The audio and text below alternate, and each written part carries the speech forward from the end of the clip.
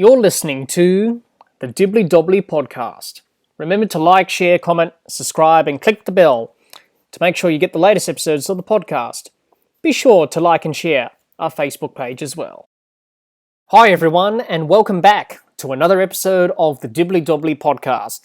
On today's episode of the podcast, we review the second ODI between India and England and preview the third and final ODI from Pune. It's the Dibbly Dobbly Podcast, and let's get started. Let's have a look at the match summary from the second ODI between India and England from Pune. India batted first and made 6 for 336 from their 50 overs. Rahul top scored with 108 off 114 balls. Reece Topley and Tom Curran both took 2 wickets for England. England, in reply, chased down India's 336 to finish on 4 for 337 in 43.3 overs. Johnny Bairstow top scored with 124 off 112 balls. Krishna took 2 wickets for India. England won by 6 wickets, and the man of the match was Johnny Bairstow. What were some of the key moments and key factors that really turned this game in favour of England? Well, I thought India's total of 336 was a pretty good total. But if there's any team to chase it down, you want England to be chasing it down. They're going to back themselves to chase down these runs, and they did. Unlike the other night that we saw from England, having a batting collapse from being none for 135 to be bowled out for 251 was a massive batting collapse. Yet again, England got off to a good start of the run chase and pretty much put India under pressure from the word go, really. Roying Bairstow 110 for the first wicket pretty much put India under pressure early. Just like in Game 1, they got England off to a good start. But it's when Bairstow and Stokes came to the crease for the second wicket, they added 175 for the second wicket. That's where the match pretty much was won for England, really, and pretty much lost for India, because England managed to back up the partnership between Roy and Bairstow of 110, with this partnership between Bairstow and Stokes of 175 for the second wicket. They backed up the partnership, and this partnership pretty much sealed the game for England. For India, this was probably the most telling factor in the game. If they broke the partnership between Bairstow and Stokes early, then probably another batting collapse was on the cards again, just like in Game 1. But for India, they couldn't do it. They were put under pressure early.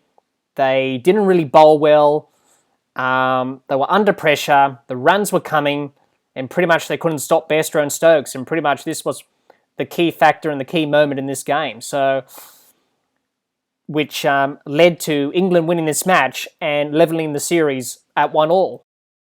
Let's have a look at both teams' team performances in this second ODI in Pune. Let's start with India's team performance. We'll start with their batsmen. Rohit Sharma, 25, Dhawan, 4, Kohli, 66, Rahul, 108, Pant, 77, Hardik Pandya, 35, and Krunal Pandya, 12, not out. Let's have a look at their bowlers. 2 wickets for Krishna, a wicket for Kumar, no wickets for Krunal Pandya, Thakur, and Kuldeep Yadav. That's how India performed as a team in this second ODI from Pune. A disappointing result for India, I thought. Weren't quite at their best with the ball tonight, but we'll talk about that a bit later. We'll talk about their batting first. I thought they batted well again. Getting a score above 300 plus for the second time in a row in this series is pretty good. Rahul impressed with his 108. Kohli did well to back him up along with Pant with half centuries of 66 to Kohli and 77 to Pant. India did well to back up the partnerships, obviously, in their innings, which pretty much led them to getting to 336 in the end. Obviously, Rahul and Kohli's partnership for the third wicket of 121, and Rahul and Pant's partnership of 113 for the fourth wicket pretty much helped India get to that score of 336. So those partnerships were key to getting India to that good score. And it was a good score. 336 is a very good score in one-day cricket. So the batting side for India is pretty good. As I said before, they batted well again, like in Game 1. Game 2, they backed it up again. But where India were let down in their performance tonight in this second ODI was their bowling, really. The bowling from India was poor. They couldn't keep the pressure on England. Both sides struggled with the ball in this second ODI. England went for a few runs as well. India the same. Probably that's what you're going to expect from Pune. Obviously, being a good surface for batting, the bowlers are going to go for a lot of runs. So India really struggled with the ball. I thought they couldn't build the pressure. They weren't able to build dot balls and take wickets at regular intervals like in Game 1, which they did so well. Didn't quite execute their lines and lengths, and they didn't really quite bowl to their fields either. So a poor performance there for India with the ball. Where it was lost for India in this game was the partnerships between Roy and Bairstow and Stokes. Those two partnerships pretty much sealed this game for England. Now, Roy and Bairstow, that partnership was 110 for the first wicket. Bairstow and Stokes, 175 for the second wicket. Pretty much sealed the game for England. And India, unlike the other night, they couldn't break those partnerships and really start a batting collapse from England, because England played a lot smarter in this second game and were able to pick their moments when to attack and really put the pressure back on the Indian bowlers, which they did. They couldn't do that in Game 1, but in Game 2 they were able to put the pressure back on the Indian bowlers, the England batsmen. So that was the big difference in terms of the bowling performance from India from Game 1 to Game 2. They finally broke the partnership of Roy and Bairstow, but Bairstow was joined by Stokes and they couldn't really break that partnership, so they couldn't really back up the wickets, as I said before, which pretty much cost them this game. They did manage to break the partnership between Bairstow and Stokes, and they did manage to get a few wickets, which pretty much opened the door for a slight comeback for India, but it was a slight comeback. It was only a slight chance of them for coming back in this game because Malan was joined by Livingston at the time.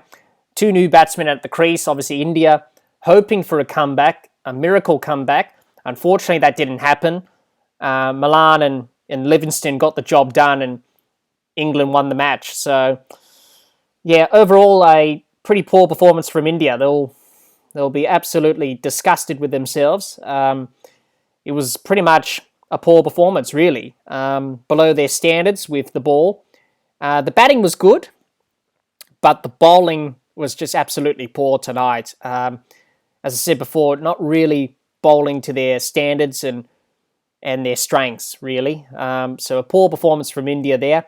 Overall, poor performance, but India, being a class side they are, they will learn a lot from this game and hopefully bounce back for the third and final ODI back here in Pune. Let's have a look at England's team performance in this second ODI from Pune. We'll start with their batsmen. Roy, 55, Bairstow, 124, Stokes, 99, Malan, 16 not out, Butler, 0, and Livingston, 27 not out. Let's have a look at their bowlers. Tom Curran and Topley took 2 wickets. A wicket each for Sam Curran and Rashid. No wickets for Ali and Stokes. That's how England performed as a team in this second ODI from Pune. Brilliant performance from England. I thought they batted superbly in this game. The batting was unbelievable from England in chasing down these runs. Let's talk about their batting first of all. Obviously for England, they got off to a good start again with the bat. Roy and Bairstow adding another 100-run partnership, this time for 110 for the first wicket, and set up England nicely in the run chase. Now, the concern for England was casting their minds back to Game 1, where Roy and Bairstow made 135, and then they had a batting collapse, and they got bowled out for 251, and England should have really won that game, really. This time around, England did not make the same mistake. Bairstow was joined by Stokes, and together pretty much put on the match-winning partnership for this match, really. Their partnership of 175 for the second wicket pretty much sealed this game for England. India couldn't break the partnership early and put England under pressure like they did in Game 1, and pretty much the partnership between Bairstow and Stokes pretty much sealed this game for England. So England didn't really make the same mistake twice in terms of the run chase, not having another batting collapse, which is good for them, obviously, which led them to win this game. India did manage to break the partnership between Bairstow and Stokes. Obviously, towards the back end of the match, there was a chance for India, slight chance of coming back in this match, but Malan and Livingston pretty much added 50 runs for the fifth wicket, which pretty much got England over the line and pretty much sealed the game for them. So England did very well indeed with the bat. I thought in game 2, they batted a lot sensibly and smarter because the great start was already done by Roy and Bairstow, 110. And obviously Stokes came in and said, right, I don't need to do what I did in the last game and get out, obviously, because in the last game I got out and that pretty much sparked the whole batting collapse and led to England being bowled out for 251. So Stokes said to himself, right, I need to form a partnership here with Bairstow. We get a big partnership here, capitalise on this great start, we can win this game. And that's what happened. And I thought Bairstow and Stokes played superbly. Their batting was superb. Excellent ball striking from both batsmen. And a brilliant century from Bairstow as well. Stokes missed out on 99. He thoroughly deserved a century. But, brilliant innings from him nevertheless, and a brilliant partnership with Bairstow, which pretty much sealed this game for England. So what I liked about England with their batting performance in this game is that they batted smartly. They had some sensibility about their innings. They didn't really attack too much. Obviously, they picked their moments when to attack during this run chase. If anything was short and loose by India, they pretty much pounced on it and obviously went for runs. So great game awareness and great batting from England there. And obviously, India just couldn't pick up the wickets like they did the other night, which pretty much caused the batting collapse from England. They just couldn't do it. And obviously, England didn't let the Indian bowlers pretty much bowl to them, really. Didn't really allow the Indian bowlers to bowl dot balls or take wickets at regular intervals. They just put the foot down and pretty much put them under pressure, really, and that's what they did. So brilliant performance with the bat for England there. Let's talk about their bowling a little bit. They struggled with the ball again, England. They went for some runs. I thought Reece Topley bowled pretty well for his 2 wickets. Tom Curran chipped in with 2 wickets as well. Then his brother Sam with 1 along with Rashid. And Moeen Ali bowled okay along with Stokes. So I think just like India's bowlers, England's bowlers pretty much struggled on this pitch. Being a good batting surface in Pune, the bowlers are going to struggle. So I think a few areas for England to improve on there. I thought their death bowling needs a bit of work. They leaked some runs again, like in game 1. So whereas in this game here, their death bowling leaked some runs, and obviously India got up to 336. So if they really executed their lines and lengths towards the back end of the Indian innings, they could have chased a lot less than 336. So I think that's an area for them to improve on for the next game, going forward for the third and final ODI of this series. So overall, their bowling was okay, but just needs to improve in some areas there. But overall, a great team performance from England, bouncing back well to take the series to a decider, and are going to be very hard to beat and could potentially win this series. Let's have a look at both teams' potential 11s for the third and final ODI of this ODI series from Pune. We'll start with India. I think India will make one change to their 11. I think Kuldeep Yadav will miss out. He's been struggling of late. He's not taken the wickets. He's not really bowling well, and he really struggled in game 2. So the question is, who replaces Kuldeep Yadav? I think Chahal will come back into the side to replace him and obviously add that spin option for India. I think that's the only change India really need to make, really, heading into this third and final game of the series. I don't think you need to make massive changes after a loss like this. I think the obvious change is Kuldeep Yadav, and obviously Chahal will come in to replace him. So I think that's the only change India need to make. So the potential 11 for India for this third and final ODI could be Rohit Sharma, Dhawan, Kohli, Rahul, Pant, Hardik and Krunal Pandya, Thakur, Kumar, Chahal and Krishna. Let's have a look at the England team and what potential 11 they could put out in this third ODI in Pune. To be quite honest, I don't think England need to make too many changes, I don't think. The team got the job done in the last game, which is good on England's point of view. So I don't think they need to make any changes to their 11. I think their 11's pretty good. As I say in cricket, don't change a winning team. So I think England will go unchanged for this last game. But if they want to make a change, they can. But I think they'll keep the same team. So the potential 11 for England could be Roy, Bairstow, Stokes, Malan, Butler, Livingston, Ali, Sam and Tom Curran, Topley and Rashid. So I think that could be the likely 11 for England. I think both teams may go into the third and final ODI with these 11s, but we shall see. Let's turn our attention to the third and final ODI and preview what's going to happen there. What can we expect from this third and final ODI of this ODI series? Well, we're going to see another high-scoring game again, I think. Both teams will score probably in excess of 300 plus again. So we're in for another run fest with the bat. So it's going to be tough work for the bowlers again. This last game could go down to the wire. Both teams, series locked at 1-1, will really want to try and win this last game. So they'll try everything they can to try and win this last game. So it's going to be a very interesting game indeed. India will want to bounce back after the disappointing loss in this second ODI. England have the momentum and will be very confident heading into this final ODI. So I think both teams are pretty confident in getting the job done here.